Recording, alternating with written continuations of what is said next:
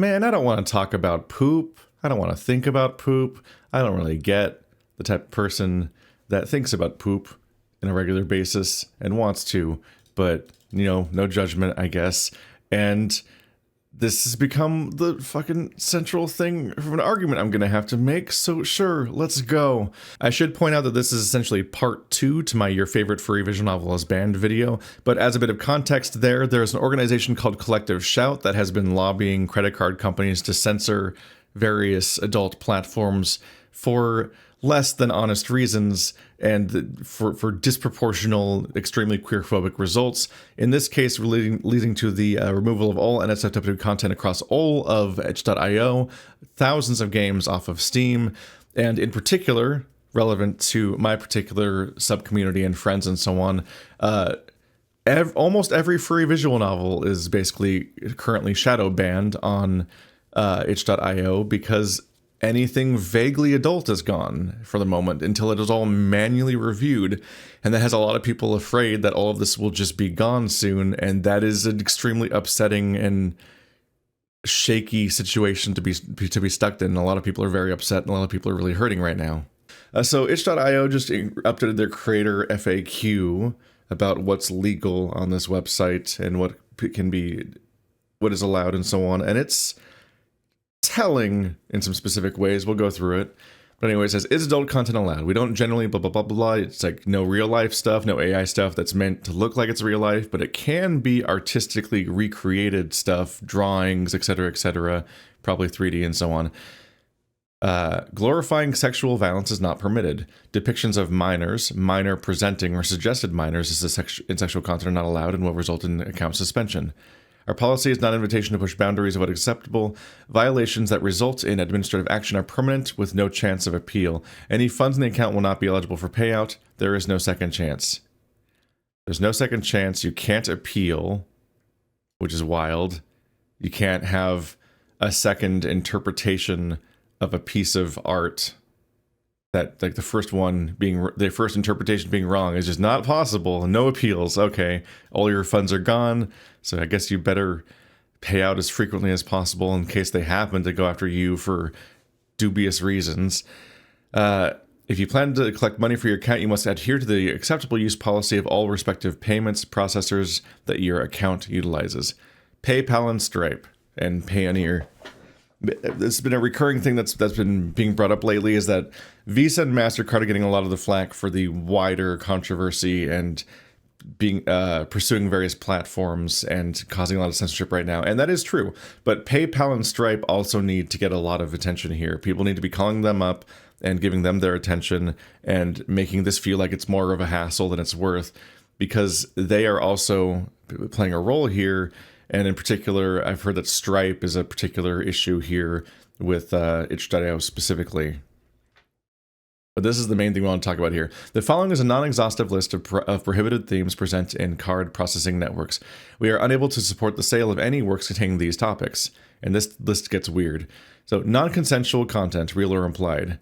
There is something to talk about here, which is that this is for there's people that will draw a moral line here within the queer community sometimes, and I can't help but think that they don't get it, basically, because there is a very big difference between depiction of something and endorsement of it, and that does include when somebody is into it, basically. Like, we know that there's sort of like a wedge argument here sometimes where people bring up the fact that, like, oh, it's about abuse victims processing their trauma, and that's all valid. But no, a lot of non-consensual content is not about processing trauma. It's about all sorts of other psychological things in the background. And a failure of discussions around kink is that there's often an inability to discuss these things in terms of actually processing these things on a psychological level. Like the idea that, like, this is serving other non-literal purposes in the mind than it is the idea that monkey see, monkey do. Oh, this is being depicted because I literally want it to happen in real life, and this is being depicted as instruction to teach you how to do it in real life. That's just obviously not true. And if you think about it, we've known this all along, but people have just selectively forgotten it. Oftentimes because things are put under disproportionate scrutiny in whenever it's related to queer things, both because outsider groups see queerness as obscene already, so anything that you add on top of that is just more excuse to go after them, and because insider groups have an internalized queer phobia where we're always afraid of tarnishing the brand, essentially, as if anything will ever be good enough for the straight people. But there's always this element of like self-policing too hard, because there's always this sense that if you cut off the part of us that is the most shameful, then they will finally be accepted, and that doesn't work either. So there's been a very strange conversation surrounding this kind of content in recent years, in the like post Tumblr era and in queer communities and so on, that really is really detached from what was already even accepted logic concerning this thing. So what I want to point out is that women have been reading bodice rippers, or is it bodice rippers, for decades, for generations. Women have been reading smut that is sexually cruel to them in the stories, and they're the target demographic of the stories. Like, I cannot stress enough that they enjoy, they as in like the specific, like, you know, the subsection of people that happen to enjoy, not literally they as in women as a blanket. I mean, like, there is a target audience that enjoys being the subject of this kind of content. And that's been true for longer than the internet. It's been true for longer than any of you have been alive, or me even, which is really long. It's just a thing that we've known all along, and we're weirdly pretending to not understand that. And those women are not fantasizing about literally being sexually abused. That's just not the point of those stories. It's not to, like, it's role play.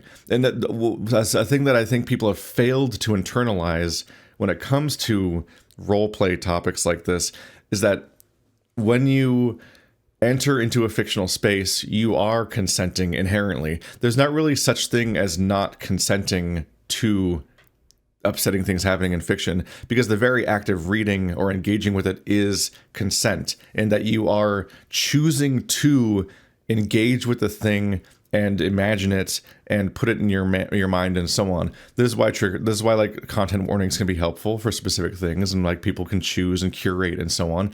It's completely normal to be upset by a bunch of these things and not want to engage with them, but it's just not equatable to the real life acts, and it's not equatable to the intent of the real life acts. And this applies to many, many, many, many kinks that people find objectionable. But this is perhaps the silliest one, because it is the most normal one, in that it is like the one that has been most publicly accepted for the longest, when it's not suddenly framed as an accusation. Because the moment there's an accusation surrounding it, like, everyone's like, oh my god, how can you like that? Then everyone like clams up and gets nervous and like, no, there definitely isn't like a society-wide interest in this exact topic for longer than anyone can remember, that is not indicative of actually being interested in the act itself. It's role play. Like, Jesus Christ, if you don't know what fiction is, then point 2, underage or barely legal themes. That's weird. Not the part about it being bad to depict minors in sexual stuff, but what do you mean? Specifying barely legal, I'm like, that is legal though? Like, what is the point of having a line where things become legal when that is no longer included? But okay. Incest or pseudo-incest content? What does that mean? We need more language there, because it sounds a lot like people calling people daddy is suddenly bannable. But more significantly here, bestiality or animal related. Animal related is one hell of a blanket term that could potentially apply to literally all furry content ever. And it's unspecified. It's not clarified. It'd be nice if they clarified. Like, every time this always comes up in these things, even when they know they have a large furry audience, they're never like, furries are okay. And then, like, there's never a clarification. So who knows what's going on there. Rape, coercion, force related is just the top one, basically. Again, sex trafficking implications, revenge porn, voyeur, hidden cam. Once again, I remind you that these are all fictional depictions of these ideas, like fictional voyeurism. So you cannot even have a fictional character who is a voyeur in a fictional setting with fictional people involved, which is a weird thing. But here's the one that really stands out the most, because all of the ones I've listed so far are about some kind of form of abuse even if it's fictional depictions of them. Obviously, underage or incest or animal stuff and so on. All of those in real life are actual forms of abuse and are extremely upsetting and should never be allowed to happen ever in real life. There's a lot of debate about what depicting them in fictional context, like Botus rippers and so on, like all that stuff. But this last one's really weird. This last one is so weird, and they just tack it on there. Fetishes involving bodily waste or extreme harm. Example: scat and vomit. And I'm like, wait, who is being abused by poop? Does that include water sports? Does that include like pissing? That's a bodily waste. We're going after piss kinksters? What does that accomplish? What is that even for? This entire campaign's guise is all about how it's about being anti-trafficking and anti-abuse and pro-feminist and so on. And that's the guise they're trying to frame this all as we're trying to clean up this stuff and avoid any kind of abuse. And then just out of nowhere, they tack on just a kink that is kind of gross. And that's it. Like, it's just not about an abuse dynamic. There's no abuse dynamic there, especially since it's listed specifically in the context of being completely separated from any kind of dynamic between two people. It's explicitly targeting the bodily waste as being the negative thing. And I don't want to be the guy making a video about this, really. I don't love that this is where I am right now, but I have to point this out. I feel a responsibility to point out how insane it is to just tack on body waste at the end of a long list of abuses between people, when that was the whole premise of why this stuff is being censored. And then they just add in a kink they don't like. That's just a kink, right? I feel free to explain if I'm missing something here, but isn't that just a kink? Right? That's they're just censoring kinks now. They're just being anti-kink, and the next domino after anti-kink is anti-queer, because we're seen as kinksters in general. Like, there is no cleaned up like conservative gay in a suit that will ever be good enough.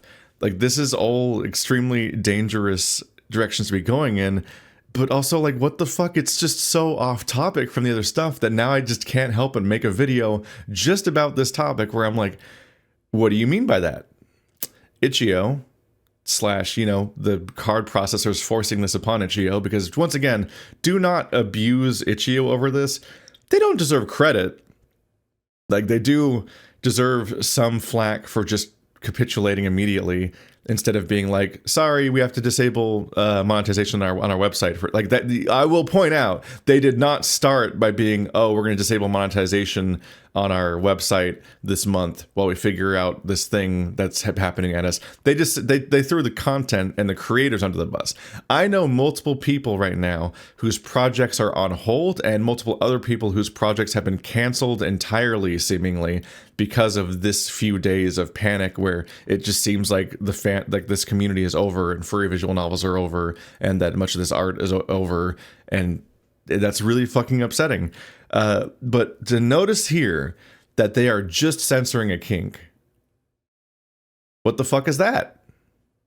I'd love to hear explanations in the comments. You probably have to not use a lot of words because of the auto moderation in the YouTube section, so we're going to use some very funny terminology today, I guess. But I'm just like, what do you mean? Doesn't that stand out as being really fucking weird? What's going on there? And this is a terrifying sentence here at the end. If you've collected money while in violation of terms, we may be forced to refund or freeze all pending transactions, as accounts that are in violation of our terms not eligible to payouts. It might mean we are forced to refund, as in like Itchio has to refund it on your behalf, but it might mean that you have to refund it, and that would be a terrifying outcome where your kink is determined to be too out of line. So now you have to give back all of the money you already spent that was your income for days, months, years. Like, that could use some clarification also, but very much hoping we can make any progress turning this whole mess around. And this is a big multi-pronged mess. God, I haven't even covered the fact that like the UK just made it illegal to, not illegal, the UK just made it so that you can't access a variety of websites without like verifying your age via like weird facial scanning and stuff like that. Like we are just having fewer rights every day. The governments are doing it. The credit card companies are doing it. Corporations are doing it. We are just all losing rights every day. And like, that's got to hit a tipping point at some point, right? Like at some point, people will have to turn around, right? Like we can't just, it's getting dark. It's getting dark to the extent to which the rights are just going away. Like it was really a 1-2 punch of hearing the UK news the day after the Itchio news, where I'm like, what do you mean? What do you mean they banned all NSFW websites unless you age verify? Which that's upsetting for several reasons. Because one, it's just really fucking weird to have like Discord be like, I'm going to scan your face to prove you're of age. I'm like, AI can't do that. There's no, first of all, it is AI, of course. It's like machine learning and stuff. And I'm like, wait, no. We've known for ages machine learning is full of nothing but like racial biases and all sorts of like reinforcements of society's biases and other mistakes. But also, it cannot magically tell if you are 18 years old or not. So what? So people are just going to not have access to adult spaces because they look too young, and people that look younger are going to have access to adult spaces because they look older. Because we all knew that kid in high school that had a beard when they were 16. So it's like, what has that even accomplished? What a hackneyed mess of a nightmare solution. What the fuck are you talking about?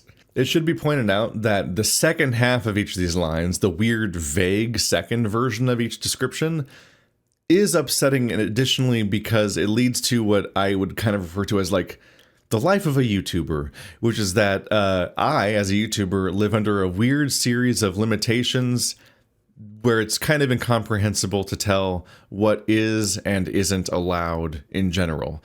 I'm constantly told, like, conventional wisdom will just tell you, yeah, don't upload porn, obviously. Don't upload anything with genitalia, right? Except everyone has been uploading videos of Outlast forever, a game that that immediately just has people walking around naked in it. And then I'm like, okay, well, what are the rules? Okay, so I uploaded a video of Baldur's Gate 3 that featured the sex scene with the incubus that's later in the game, but I had genitalia turned off. So it's just some gyrating and some narration, and it's just not that intense or significant. I got a channel strike on my Let's Play channel for uploading that, and the video was taken down, and I had to upload it with a big mosaic filter over the whole scene to just get rid of it. And I'm like, I have definitely uploaded stuff that is worse than that in the past, but this was selectively enforced, it was selectively censored, and I don't know why. But in order to get that strike removed, I got to do the equivalent of like driver school, essentially. I got to do a little course where I take a class, a Q&A. I read through some stuff and then do a little Q&A about like what is and isn't acceptable sexual content on YouTube. And what I found is that if you go by YouTube's actual terms, you can go so much further than I did, and it's still completely acceptable. YouTube actually has shockingly lax allowances for sexual content in a wide variety of contexts, and it's actually totally acceptable to upload a penis on YouTube in so many different contexts. I'm not going to break them all down right here, but there's a lot of avenues for it being like some variation of educational and so on. And I found that according to the class I was taking, my own video was completely acceptable under the terms of service. The problem being, I can't then actually take that thing and put it in front of somebody and being like, see, it was wrong. Either the report from the audience that made this video go down, or the AI, like machine learning algorithm that flagged it as being unacceptable, or the random worker in India that was forwarded it to for 2 seconds and then made a snap judgment because their job is to make judgments on 1,000 videos per minute. That guy maybe didn't fully consider the rules here, but like I can't notice the contradiction and then actually have anyone do anything about it is the problem. And so the issue I see here is that we have another thing where we have, once again, really vague and unhelpful ways of describing things, then the catch-all claim that it's not an exhaustive list, and then the saying that you will then not be given the chance to appeal. And it's like, that just opens the door to extremely inconsistent and self-contradictory enforcement that is basically arbitrary and, once again, open to the biases of a society that is often seeing queer people as obscene. These are unacceptable terms. They're terms I can't currently do anything about, but there's a lot of reasons to be concerned about this, and I would encourage people to keep calling. Since I'm doing a part 2 to this mess with itch.io, I would like to rectify one of my blind spots in the last video, which is that I did not direct you to the American Civil Liberties Union petition about the MasterCard mess. MasterCard, sex work is work and your unjust policy.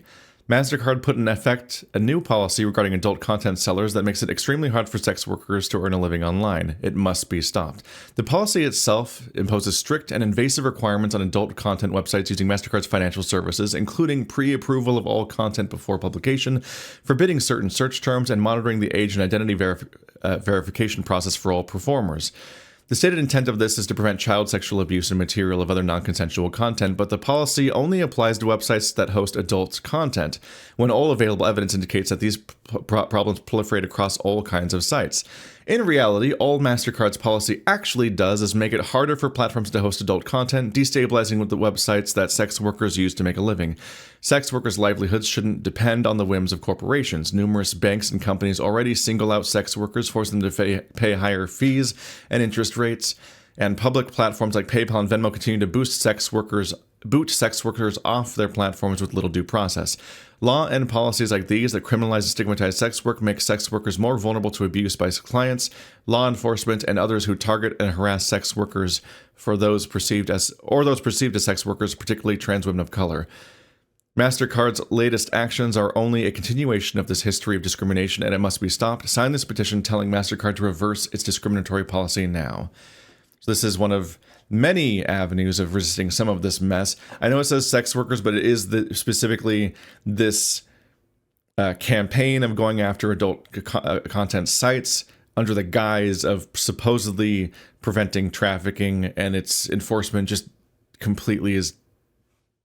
The actual results of its actions just do not align with those stated goals. Is one of many places to push back against the current wave of censorship online that is being done under false pretenses and will disproportionately affect queer people every single time. So there's a link to the ACLU petition in the description. Please sign it if you can, and just add your name to the chorus, because this needs to be pushed back. And also, frankly, we should be calling our representatives if we can, and get raising a stink for this, all of our local governments, because there needs to be more protections. We need to be pushing back against the tools that allowed this in the first place. We need to be pushing back against the fact that credit cards even have this fucking bizarre power to just decide what art gets to exist in the world. Like, people have been pointing out that this is a return to the comic authority period, where the comic books had a little stamp on them and you couldn't do certain things in them at all, and that's why the golden age existed. It was back, which is golden age being a bit of a misnomer because it implies that it was the best era of comics. It was the era when you couldn't fucking present tons of topics in your comics because you were being controlled. Similarly, the back when movies were under code, which was specifically when we talk about when things are like queer coded and whatnot, so much of that happened because it was literally not allowed to, in American films, to present queer characters, basically, especially queer characters that weren't punished for being queer by the end.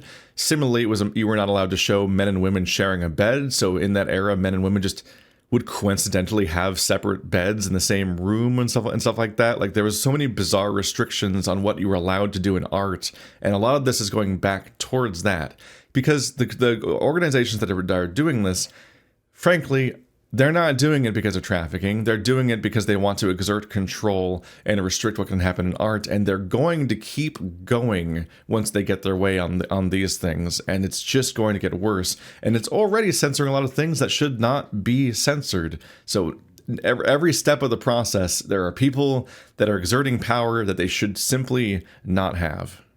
This is very DIY guerrilla reporting at this point because I'm just not, I do not have massive amounts of information about a lot of the topics that are happening. I'm just going off of what I can find online with the hopes that it'll help.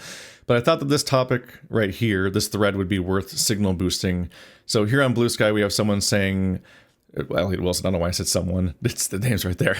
So obviously the whole Itchio Visa MasterCard thing is very bad, and I see a lot of calling campaigns kicking off, so I tried to put together a list of things that can move the needle at a call center. Do with this info what you will. So this is somebody who claims to know how this kind of work works, and the idea here is that hopefully they can give us insight about the kind of pressure we need to be having. And to be clear, like this, unfortunately, is a thing that we can't just do a big spike of noise once. It does need to be sustained. People need to be continually calling for a while here so that it actually becomes a strain on their resources and it becomes a thing that they feel like they have to respond to. Anyway, so work from home guy here. I crunch call center numbers all day and advise management on performance and staffing requirements. Here are some concrete goals to keep in mind with any sort of calling campaign. Forecast accuracy needs to be off for at least a week before I notice/bring it to management's attention. Was it off? Up by at least 10%. Or what is off? Up by at least 10%.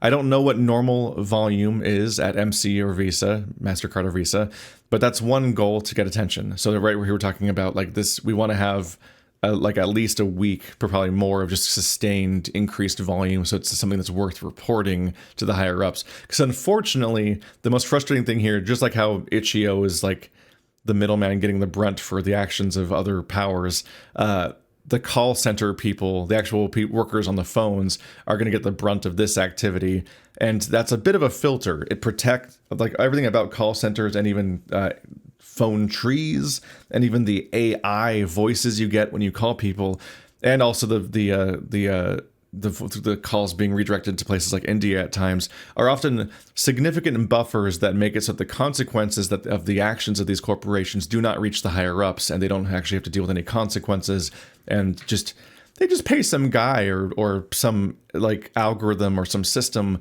to buffer the calls. They technically are doing their legal requirement to be reachable, but not in a way that's functional in any way. So here we have like a middleman force that will actually crunch the numbers and report on what the overall change in volume is. And that is where the things get significant, is that you finally move a line on a paper, which is fucking depressing, but that's the world we live in. Increased handle times really stand out. If every call is taking, on average, even 3 seconds longer than normal, that is typically worth one additional body in a seat. 30 to 60 seconds, and suddenly we're talking of adding an unexpected new hire class, which costs so much money. So you're talking about putting a strain on the call center itself by being such a pain in the ass and calling so much and making long phone calls happen that you then lead to them having to worry about staffing the call center because of the volume here. I'm repeatedly hearing people mention that the moment you call people right now, they seem a little annoyed and they try to redirect you to email them. And I think that's the wrong call. I think you need to stay on the line and be as much of a pain in the ass as possible. Don't be a dick. Don't harass the person on the phone. That person doesn't know what the fuck's happening, and they're not the one doing it. And that's what's so frustrating, is that they intentionally put other people in the way, and then and those people have to take the brunt of all that. I used to work at Best Buy. I remember I faced the consequences of a stupid corporation for a year and a half every day. People were always mad at me, and I was just a fucking teenager trying to get gas money for college, and that's all I was there for. And they didn't even train me on what most of the fucking things that I was selling did, or how to talk about them. Corporations fucking suck, and they put teenagers and underpaid people in the line of duty and to actually take the impact for everything they do. But we do still need to call. Service level needs to drop for at least a month.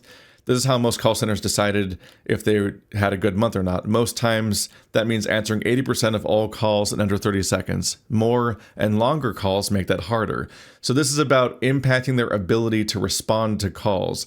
You want to have such a volume of people calling to protest that people are regularly struggling to actually get their calls answered at all. So the longer you're on hold, the more this might be a good sign that they're struggling to get to you, which means other people are right beside you, potentially all calling for this purpose, and the whole thing is just shitting itself, which is the goal.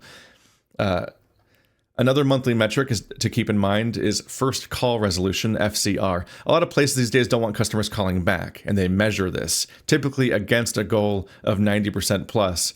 Tanking this number will typically get an equal amount of attention at service level. So in other words, call more than once. Call every day for a while. If you can find the time for it, make it a fun lunch break ritual to call your favorite homophobic card company and make them face the consequences by just tanking their numbers. You don't have to be mean. Treat the actual poor call center person well, but do insist on your need to be heard and make your points and waste their time, frankly, because that's just actually what it takes. That's the goal functionally, which sounds so fucking stupid, but it's also really stupid that the plastic card company that's supposed to be basically a silent, voiceless commerce enabler is trying to decide what society can have in it. That's one of the most upsetting uses of a monopoly possible. What the fuck? Anyway, that's going to be it for at least today, I think. Sorry about more PNG tuber, not even PNG tuber, just a fucking Fugi in the corner nonsense. I would love society to just calm down and be boring for a little while so I don't feel compelled to make any videos about anything, because I'm really just trying to finish moving. Like, my life is in boxes. Can you just be normal for 5 minutes, 2025? I'll see you guys next time.